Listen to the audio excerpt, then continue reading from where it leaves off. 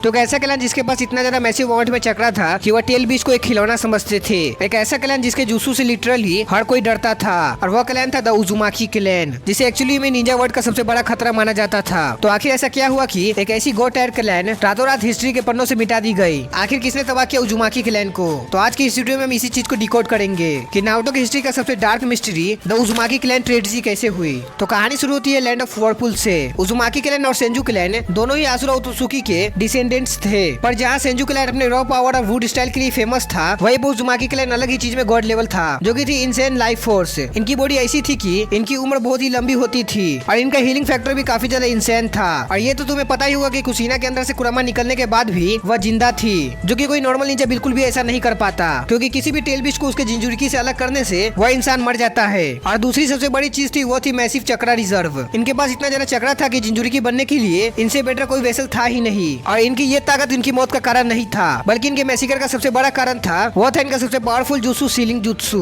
उजुमाकी clan ceiling jutsu के absolute master थे। ये लोग किसी भी चीज को सील कर सकते थे, चाहे वो टेल बीस्ट हो या फिर दुश्मनों का चक्रा। और जो तुमने रिपर डेथ सील को देखा था नारुतो सीरीज में, वो उजुमाकी क्लैन ने ही इन्वेंट किया था, जो कि गॉड ऑफ डेथ को समन करके दुश्मनों की आत्मा को सील कर देता था हमेशा के लिए। और तो इनके एडमेंटाइन सीलिंग चेन्स इतना स्ट्रॉन्ग थे कि वो अकेले पूरे 9 डेज को रोक सकते थे। और निंजा वर्ल्ड में बाकी villages like hidden cloud, hidden mist और हिडन स्टोन ये देखकर अंदर ही अंदर डरते थे। उन्हें रियलाइज हुआ कि अगर उजुमाकी क्लैन ने कोई ऑफेंस पर आने का सोचा तो उनके सीलिंग जुत्सु के आगे कोई भी काउंटर अटैक काम नहीं करेगा। और यहीं से शुरू हुई पूरी निंजा वर्ल्ड की सबसे बड़ी मिस्ट्री। और सेकंड शिनोबी वर्ल्ड वॉर के टाइम के आसपास दुनिया के सभी मेजर हिडन विलेजेस में एक साइलेंट एग्रीमेंट हुआ। उन्हें पता था कि 1-on-1 फाइट में उजुमाकी क्लैन को हराना इम्पॉसिबल है, तो उन सारे नेशंस ने एक साथ मिलकर अलायंस बनाई और रातों रात उजुमाकी क्लैन के विलेज पर अटैक कर दिया। और यह एक प्रॉपर अम्बस था। उजुमाकी क्लैन स्ट्रॉन्ग जरूर थे, पर उनके पास ऐसी कोई भी स्टैंडिंग आर्मी नहीं थी जो कि एक साथ 3 से 4 नेशंस को रोक सके। और इसका सबसे बड़ा रीजन था क्योंकि वो लोग पीस लविंग थे। उजुमाकी क्लैन के लोगों ने आखिरी सांसों तक लड़ा। उन्होंने अपना सबसे खतरनाक सीलिंग जुत्सु और अदर जुत्सु का यूज करके